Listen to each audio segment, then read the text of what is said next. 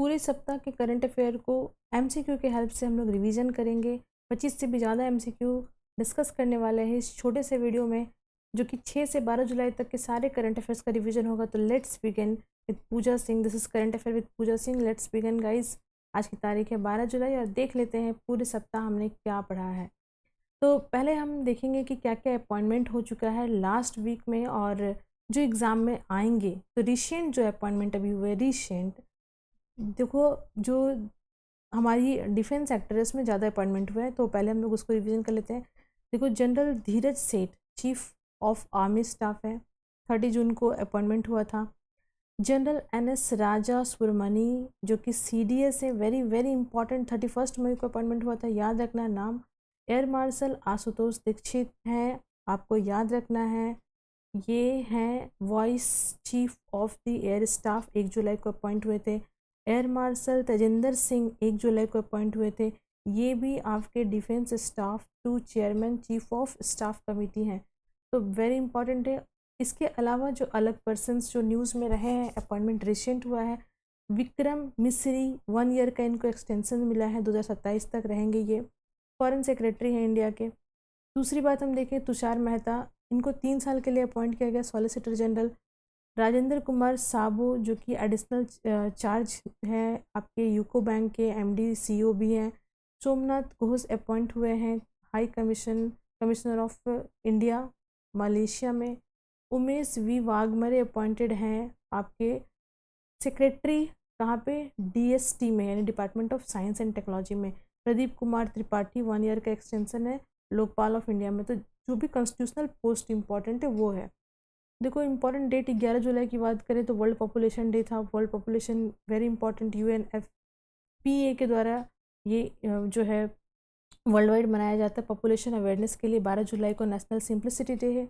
उसके बाद 12 जुलाई को पेपर बैग फ्री है ना, ये वाला पेपर बैग जो प्लास्टिक बैग यूज़ करते हैं ना, तो उसके मतलब पेपर बैग हम लोग यूज़ करें, रिड्यूस प्लास्टिक। 13 जुलाई गुरु पूर्णिमा है। 14 जुलाई को है आपका, देखो ये ऐसे इंडिया के लिए इम्पोर्टेंट नहीं है, बेस्टाइल डे ये फ्रांस के लिए 14 जुलाई की बात थी। 15 जुलाई को वर्ल्ड यूथ स्किल डे। 16 जुलाई को स्नेक डे, ये वाइल्ड लाइफ कंजर्वेशन के लिए। ये स्किल डे का याद रखना है कि UN के द्वारा मनाया जाता है, यूनाइटेड नेशन के द्वारा पूरे वर्ल्ड वाइड। अब देखो 17 जुलाई की बात करें तो world day for international justice, ये ICC के द्वारा मनाया जाता है। अब देखो 18 जुलाई की बात करें तो नेशनल मंडेला डे याद रखना है। बैकग्राउंड में 1 जुलाई को हमने देखा था नेशनल डॉक्टर डे, SBI का जो है एस्टेब्लिशमेंट डे भी वही है। 1 जुलाई को चार्टर्ड अकाउंटेंट डे भी है। 1 से 10 जुलाई तक वन महोत्सव। 2 जुलाई को world UFO day. 3 international level पे प्लास्टिक बैन होना चाहिए, तो इसके लिए प्लास्टिक बैग फ्री डे। 4 जुलाई को इंडिपेंडेंस डे था USA का, जिसके बारे में हमने डिस्कस भी किया था पहले। 5 जुलाई को ऐसा कुछ इंपॉर्टेंट नहीं था। 6 जुलाई को हमने जूनोस डे के बारे में देखा। 7 जुलाई को ग्लोबल फॉरगिवनेस डे। 8 जुलाई नेशनल वीडियो गेम डे। 9 जुलाई स्टूडेंट्स डे इंडिया के पर्सपेक्टिव से। और 10 जुलाई ग्लोबल एनर्जी डे। चलिए अब बात कर लेते हैं थोड़ी सी और। देखो जो करंट अफेयर हमें डिस्कस करना है पूरे वीक में जो हमने पढ़ा है ना, तो जल्दी से रिवीजन करेंगे। बहुत ज़्यादा स्टैटिक फैक्ट आज नहीं पकड़ेंगे, सिंपली फास्ट रिवीजन करेंगे। तो देखो रिसेंट जो हमने देखा है कि एक ड्रग जिसे अप्रूवल मिला है USA के द्वारा, USA की जो फूड से सेफ्टी डिपार्टमेंट है उनके द्वारा। तो ये है आपका जो ड्रग है, ये ड्रग कौन से बीमारी के लिए है, कौन सी बीमारी को ये क्योर करता है। ड्रग का जो बैनर है यानी जो ब्रांड नेम है वो है वेपानू, और ड्रग का जो नाम है वो है वेबडिजेस्ट्रेन। याद रखना ड्रग का नाम वेबडिजेस्ट्रेन, जिस ब्रांड के तहत वो बिकता है वो है वेपानू। तो अब देखो ये आपके कौन सी बीमारी के लिए है, ये तो कैंसर के लिए ओरल मेडिसिन है, आपको याद रखना है। और इसको डेवलप कौन कर रहा है, फाइजर और अविनाश, तो ये आपको याद रखना है।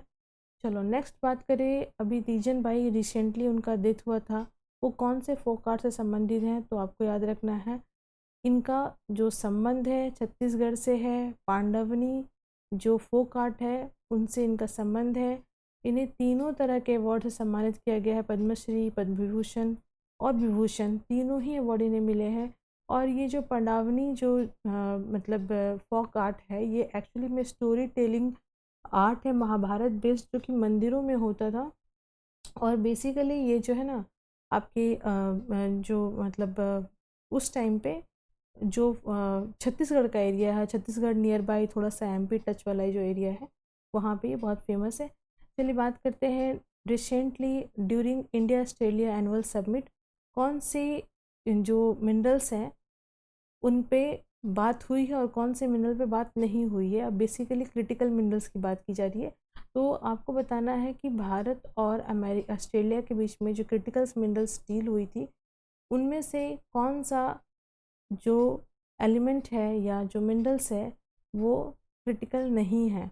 तो देखो, लाइमस्टोन, लिथियम, कोबाल्ट और रेयर अर्थ मिनरल्स जितने भी हैं सब पे बात हुई है इंडिया और ऑस्ट्रेलिया की जो अभी रिसेंट मीटिंग हुई थी क्रिटिकल मिनरल्स के बारे में।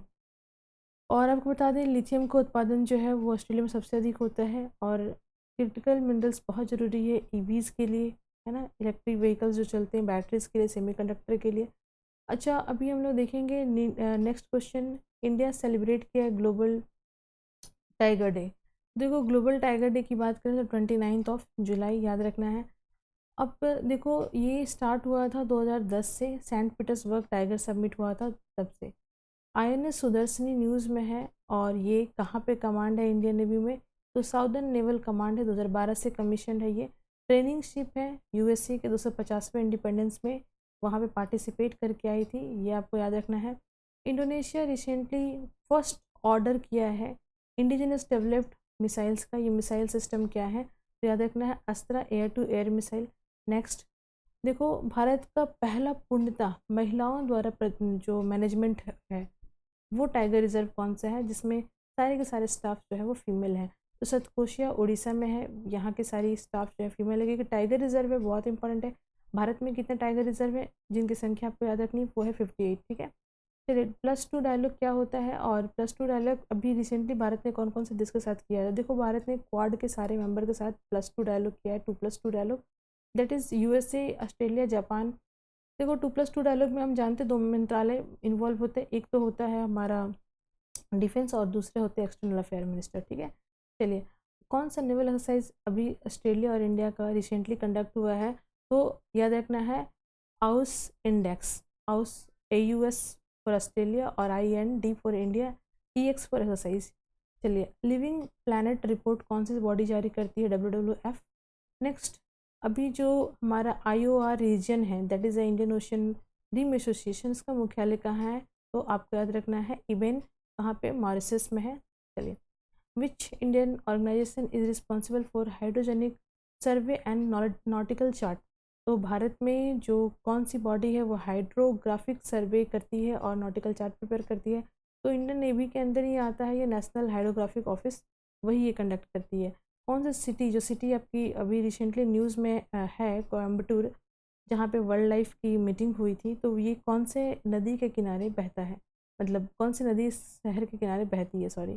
तो देखो, नोयल जो रिवर है वो इस शहर के किनारे से बहती है, कोयम्बटूर, दैट इज़ तमिलनाडु। चलिए, अब हम बात कर लेते हैं थोड़ा सा, इसको मॉन्चेस्टर ऑफ जो है साउथ भी कहते हैं, साउथ इंडिया का मॉन्चेस्टर भी कहते हैं और गेटवे ऑफ नीलगिरी भी कहते हैं। चलिए, 29 मीटिंग हुई थी अभी अभी जैसे हमने देखा कोयम्बटूर में, टाइगर इंडिया के जो टाइगर कंजर्वेशन एफर्ट्स हैं उसके बारे में डिस्कशन हुआ, तो इसमें कौन सी बॉडी शामिल थी या कौन सी बॉडी के द्वारा मीटिंग कराया गया। क्वेश्चन सिंपल है, 29th मीटिंग जो अभी टाइगर कंजर्वेशन के बारे में था कोयम्बटूर में, कि कौन सी बॉडी के द्वारा कराया गया, तो आपका देखना NTCA, आपको पता है NTCA जो है वो 2005 में इस्टेब्लिश हुई है, वाइल्ड लाइफ प्रोटेक्शन एक्ट के तहत काम करती है और ये टाइगर का जो रिजर्व है उसको देखती है, मॉनिटर करती है, सर्वे करती है, सर्वे रिपोर्ट जारी करती है और हर 4 साल पे ये सर्वे कंडक्ट करती है।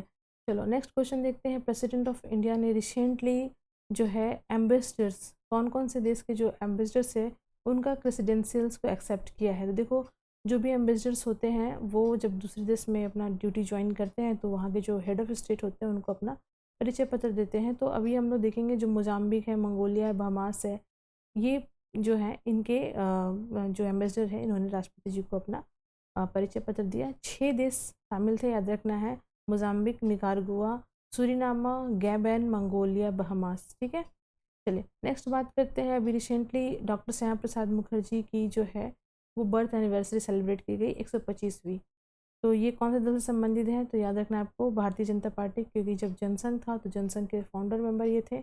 और इनका अगर ऐसे जन्म की बात करें तो 6 जुलाई 1901 में हुआ था। और वैसे जो श्यामा प्रसाद मुखर्जी उन्होंने भारतीय जनसंघ की जो स्थापना की थी 1951 में की थी।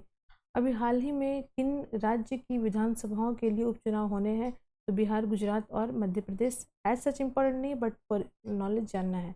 National workshop of strengthening tribal research institute, ये कहाँ पे सेलिब्रेट हुआ था? तो ट्राइबल रिसर्च को और बेहतर बनाने के लिए जो वर्कशॉप था वो कहाँ पे हुआ था? रांची में हुआ था, याद रखना है आपको। देखो अ, अभी हम अगर बात करें तो देखो रिसेंटली ये आपका ट्राइबेक्स रिसेंटली न्यूज़ में है। ट्राइबेक्स है क्या?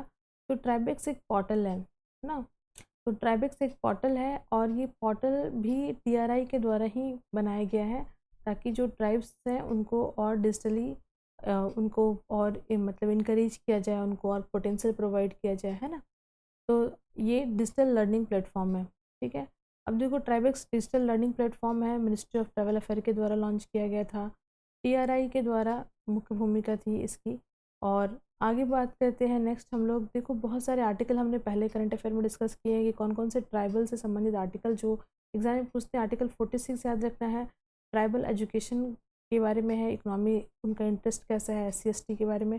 244 एक जो है वो 5th शेड्यूल की बात करता है, 244 दो जो है 6th शेड्यूल की बात करता है, एडमिनिस्ट्रेशन, है ना। और 275 एक जो है वो grant in aid, tribal area में किस तरह का ग्रांट मिलेगा उसकी बात करता है। 330 कहता है रिजर्वेशन लोकसभा में ST सीट का। 332 कहता है रिजर्वेशन ST सीट का स्टेट असेंबली में। 34 कहता है ड्यूरेशन ऑफ सर्विस। 335 कहता है क्या, SC ST जो पॉपुलेशन है उनका पब्लिक सर्विस में, जैसे UPSC वगैरह के एग्जाम में। 338 ये कहता है NCST, national commission for schedule tribes जो बनेगा। 339 कहता है union control over ST welfare, है ना। तो भारत सरकार को देखना है ST के वेलफेयर के बारे में। 42 कहता है स्पेसिफिकेशन करना है शेड्यूल ट्राइब्स का, है ना। तो ये इम्पोर्टेंट चीज़। अब देखो पेसा एक्ट जो है वो आपकी ग्राम पंचायत एरिया में ट्राइबल को ही ठीक करने के लिए लाया गया था, 5th शेड्यूल में आता है। और 2006 से यहाँ पे ये आपको याद रखना है कि फॉरेस्ट राइट भी 2006 से इनको मिला था। फॉरेस्ट में जो है ट्राइब्स को अमेंड करके ये राइट प्रोवाइड किया गया था। मिनिस्ट्री ऑफ ट्राइबल अफेयर्स बहुत ही पुराना बॉडी नहीं है, 1999 में खुद वही बनी है। और नेशनल कमीशन फॉर जो हमारे शेड्यूल ट्राइब है वो 333 के अंदर आते हैं। प्राइज ये हम बता चुके हैं आपको पहले कि मिनिस्ट्री के अंदर आती है, एक रिसर्च बॉडी है, पर्पस वही है जो ट्राइबल्स वेलफेयर हैं उनको देखना।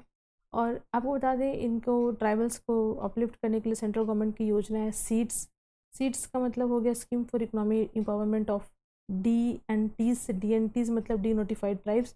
देखो अंग्रेजों के ज़माने में जो ट्राइब्स थे उनको क्रिमिनल ट्राइब बोला जाता था, बाद में भारत सरकार ने उनको डी नोटिफाइड किया। फिर बाद में उसको डी नोटिफाइड से अलग अलग और चीज़ों को किया गया, बाइफरकेशन किया गया, जो कि आपका डी नोटिफाइड हो गया, नोमेडिक ट्राइब हो गया, सेमी नोमेडिक, जिनको DNT, NT और SNT कहते हैं। और देखो एकलव्य स्कीम भी है जो कि ट्राइबल से संबंधित है। ट्राइबल जो स्टूडेंट्स हैं उनको रेसिडेंशियल स्कूल प्रोवाइड करना और बहुत सारी चीज़ें हैं।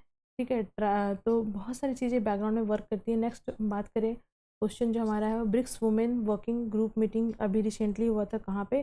तो आपको याद रखना है कोची में। BRICS members nation Brazil, Russia, India, China और इंडोनेशिया भी है, याद रखना है, UAE भी है, ईरान भी है, इथोपिया और साउथ अफ्रीका, इजिप्ट भी है। ये सभी ब्रिक्स के मेंबर्स हैं। अब देखो एक्सटर्नल अफेयर्स जयशंकर जो हैं वो अभी रिसेंटली वेस्ट एशिया के टूर पे गए थे। कौन से देश में गए थे? तो याद क्या रखना है आपको आंसर? देखो बहरीन गए थे वो, है ना। तो बहरीन की जो कैपिटल सिटी है दैट इज़ मनामा। बहरीन का करेंसी दिनार आपको याद रखना है। वहाँ पे किंग शासन है, कॉन्स्टिट्यूशनल मोनार्की है बिल्कुल। और ये पर्शियन गल्फ के तहत आता है। एक बात याद रखना है कि बहरीन वो पहला देश था गल्फ नेशन में जिसे ऑयल जो है वो कवर किया 1932 में। अब देखो गवर्नमेंट ने रिसेंटली अमेंड किया है लीगल मेट्रोलॉजिकल रूल, और ये किस चीज़ से संबंधित है? देखो जो मेट्रोलॉजिकल रूल होता है वो मेजरमेंट से संबंधित होता है। तो हाई कैपेसिटी जो मेजरमेंट है वो अच्छा हो सके इसके लिए मेजरमेंट इन ऑल एस्पेक्ट्स है ना, चाहे वो लेंथ से हो, वेट से हो, टेम्परेचर से हो, विचेवर जो भी हो रहा है। तो ये मेट्रोलॉजी रूल जो 2009 है उसमें आता है, और मिनिस्ट्री ऑफ हमारी consumer food and public distribution में आता है। नेक्स्ट है सरहद सूर्यथन, जो एक मैराथन टाइप्स का है सूर्यथन। ये 2026 हुआ था। कहाँ हुआ था? लद्दाख में। लद्दाख के बारे में देख लो, कैपिटल सिटी जो है तो ले है ही। कारगिल जो है वो विंटर के टाइम पे चेंज होता है एडमिनिस्ट्रेशन वहाँ पे। और 2019 में आपको पता है जम्मू एंड कश्मीर अमेंड किया गया और लद्दाख को एक यूनियन टेरिटरी बनाया गया अलग से। माउंट की बात करें तो खारदुंगा ला, ये इंपॉर्टेंट पास है वहाँ पे। रिवर इंडस रिवर और जस्कर रिवर है। चलो वहाँ पे हम देख लेते हैं ऑफिशियल एनिमल्स हो लिपर्ड है ना, ऑफिशियल बर्ड जो है ब्लैक नेक कार्न है वहाँ पे। फेमस लेक जो है आपके पैंगसो लेक, जो कि चाइना के साथ विवाद में भी रहता है। फेमस फेस्टिवल वहाँ पे हेमिस फेस्टिवल होता है। देखो अभी रिसेंटली इंडिया का जो फॉरेन एक्सचेंज है वो बहुत हाई पे था। कितना हाई वैल्यू है? $666.93 बिलियन। अब HY2E ये क्या है? तो HY2E जो है वो एक चाइना का सैटेलाइट सिस्टम है, और ये चाइना का सैटेलाइट सिस्टम जो है वो ओशियनोग्राफिक सैटेलाइट है। ओशन के बारे में रिसर्च करना, मॉनिटर करना है। और आपको पता है 9 डैश लाइन जो है वहाँ पे पूरी तरह से चाइना जो है वो सारी कंट्री पे अपना हक जमा के रखता है। तो इस तरह से चाइना को इन सब चीज़ को मॉनिटर करने के लिए इस तरह के बहुत सारे सैटेलाइट की आवश्यकता पड़ती है। हाई HY हाई जो वर्ड है जिसका मतलब होता है Haiyang, that is a ocean Chinese language में। नेक्स्ट है सबांग पोर्ट। रिसेंटली न्यूज़ में था, इंडिया इंडोनेशिया कॉपरेशन की जब बात हो रही थी ड्यूरिंग प्रधानमंत्री का मोदी जी का मीटिंग वहाँ पे। तो सुंडा स्ट्रेट के पास है, सुंडा स्ट्रेट, सुंडा हमने सुंडा लैंड भी देखा था जो कि एक हॉट स्पॉट है। अब देखो नेक्स्ट हम बात करेंगे कि ये जो सबांग पोर्ट है ये लोकेटेड कहाँ पे है? तो northern tip of Sumatra island है ना, सुमात्रा आइलैंड के नॉर्दर्न टिप पे है। चलो नेक्स्ट बात कर लेते हैं हम लोग। नेक्स्ट जो हमारा क्वेश्चन है वो है monsoon session. Monsoon session Bharat में अभी स्टार्ट होने वाला कितने से कितना तारीख तक होगा? याद रखना 20 जुलाई से 13 अगस्त तक होगा। नेक्स्ट बात करते हैं विच इंटरनेशनल कन्वर्सेशन जो है वो अभी इंडिया और ऑस्ट्रेलिया के बीच में हुआ, जो कि इंश्योर करता है फ्री नेविगेशन की बात करता है, ओवर फाइट जो भी इंडो पैसिफिक रीजन्स में होता है उसे कम करने की बात करता है। तो अनक्लॉज की बात है। जब भी हम बात करेंगे नेविगेशन की किसी भी देश के साथ कहीं पे भी बात होगी तो वो अनक्लॉज के साथ ही होगी, क्योंकि UNCLOS is a constitution of ocean एक तरह से। याद रखना है आपको। United Nation Convention on the laws of sea 1982 में ये बॉडी बनी थी, याद रखना है। हेडक्वार्टर वगैरह से ज़्यादा इंपॉर्टेंट यही फुल फॉर्म ही हो जाता है। इस्टेब्लिशमेंट हुआ था कहाँ पे आपका? 1982 में, ठीक है। तो 1984 से ये जो है लागू है। Third India Australia annual summit अभी रिसेंटली हुआ है। इसमें किस विषय पे बात की गई? तो defence, energy, security, Indo Pacific cooperation. Next अगर हम बात करें, देखो वही है जो अभी हमने डिस्कस किया वही है। नेक्स्ट 46 मीटिंग ऑफ सेंट्रल जो अथॉरिटी रिसेंटली हुई है। कहाँ पे हुई? डिस्कस किया हमने, कोयम्बटूर में हुई। और जो सेंट्रल जो अथॉरिटी है वो 1992 में बनी थी, और ये आती कौन से मिनिस्ट्री के अंदर है? Ministry of environment, forest and climate change. Central जो अथॉरिटी जो है वो किस अधिनियम के तहत काम करती है? तो वाइल्ड लाइफ प्रोटेक्शन एक्ट 1972। और अगर हम बात करें wild life institute of India, that is a WII, ये कहाँ पे स्थित है? तो देहरादून में स्थित है, और ये स्टैब्लिश हुई थी 1982 में, देहरादून उत्तराखंड। याद रखना है। हैंडलूम हैकाथॉन 2026 रिसेंटली कौन से मंत्रालय के द्वारा लॉन्च किया गया? याद रखना है कौन सा? Ministry of textile. अब देखो 7 अगस्त को नेशनल हैंडलूम डे होता है, मिनिस्ट्री ऑफ टेक्सटाइल के अंदर आता है। वीना जो है, याद रखना है आपको, कमिश्नर हैं टेक्सटाइल के। और वीविंग इनोवेशन, ये हैकाथॉन जो है हैंडलूम हैकाथॉन इसका थीम था। चलिए अब बात करते हैं नशा मुक्त भारत अभियान जो है वो किस मंत्रालय द्वारा संचालित किया जाता है? तो ministry of social justice and empowerment. और देखो इसके तहत 29.24 करोड़ जो इंडिविजुअल है वो भारत में नशा मुक्त उनको कराया गया है, जिनमें 7.89 करोड़ तो महिलाएं हैं, 11.15 करोड़ जो है यूथ हैं। और इसके लिए जो है एक लाइन नंबर भी जारी किया गया था, हेल्पलाइन नंबर, दैट इज़ 14446। ये किसी व्यक्ति को नशा मुक्त कराने के लिए इस नंबर पर कॉल करके इनरोल किया जा सकता है। ड्रग फ्री इंडिया ये टारगेट है। और देखो अभी रिसेंटली अगर हम बात करें तो कंस्ट्रक्ट किया गया है भारत के आयनोस्फीयर में एक जो है टॉप साइड सैटेलाइट, ये किस चीज़ को बूस्ट करेगा। तो ये देखो, ये जो है सैटेलाइट कम्युनिकेशन सैटेलाइट है, नेविगेशन कम्युनिकेशन सैटेलाइट है, क्योंकि नेविगेशन में बहुत प्रॉब्लम आती है, क्योंकि आयोनोस्फेयर में किसी भी तरह का वेव जो ट्रेवल करता है उसमें काफ़ी दिक्कत आती है। तो भारत के पास अपना मतलब इंडिया फोकस्ड ऐसा सैटेलाइट नहीं था जो भारत ने अभी रिसेंटली बनाया है। चलो बात करते हैं भारत की, अगर हम बात करें रिसेंटली, तो इसे तो डेवलप तो वैसे तो देखो जो है नाविक की हम बात कर रहे हैं, जीपीएस की बात कर रहे हैं, या सैटेलाइट कम्युनिकेशन, या जो हमारा एचएफ रेडियो कम्युनिकेशन की बात करें, तो देखो ये सभी के सभी इसरो के द्वारा किया जाता है ना। स्पेसिफिकली नाभिक की बात करें तो देखो इसरो के द्वारा 2018 में बनाया गया था। इसका रेंज जो है 1500 किलोमीटर है, और ये जो है आपके disaster management, defence, marine navigation, vehicle tracking, ये सब में वर्क करता है। भारत की जो है अपनी फर्स्ट स्वदेशी प्रणाली का जो नेविगेशन सिस्टम है वो कौन सा है, तो नाभिक ही है। अब देखो वर्ल्ड में देखो गैलीलियो यूरोपियन यूनियन का है, ठीक है, बाइदाउ जो है वो चाइना का है, फिर ग्लोनासा ये आपका रशिया का है, जीपीएस यूएसए का है। भारत का नाभिक याद रखना है। अभी हाल ही में कृषि क्षेत्र में एआई का उपयोग करने का मुख्य उद्देश्य क्या है, तो वही है टेक्नोलॉजी ड्रिवन एग्रीकल्चर ट्रांसफॉर्म करना, क्योंकि एआई सबमिट हुआ था एग्रीकल्चर मिनिस्टर का, तो उसमें ये बात निकल के सामने आई थी। 17th एग्रीकल्चर लीडरशिप कॉन्क्लेव हुआ 2026 में, याद रखना है, इंपॉर्टेंट है।